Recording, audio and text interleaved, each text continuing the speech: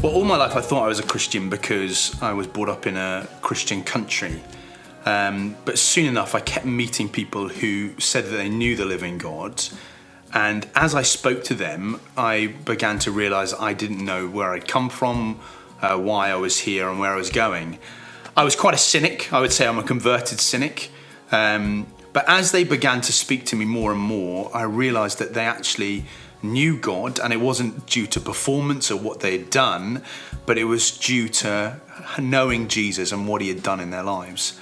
Things came to a head when I went out to New Zealand to play rugby, and soon enough I kept meeting Christians again, and people who said that they knew God and knew a relationship with God because of what Christ had done.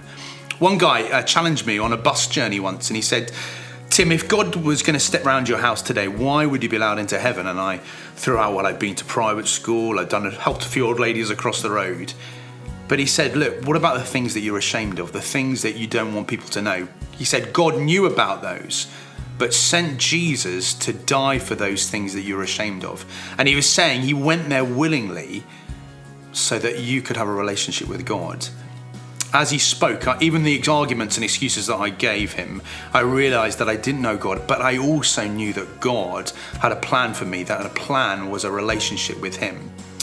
As I said, I was stubborn and a cynic, but 2 weeks later I went to church and a man opened up the Bible and it was like God was speaking to me. It was as he opened the Bible, it was like God knew me, knew about my sin, knew that actually I should have been judged for it, but that he had sent Jesus for me to take the punishment I deserve.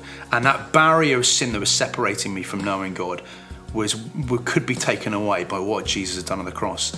That day, I realized I could call upon the name of Jesus and that a relationship with God was possible, and I did that for myself.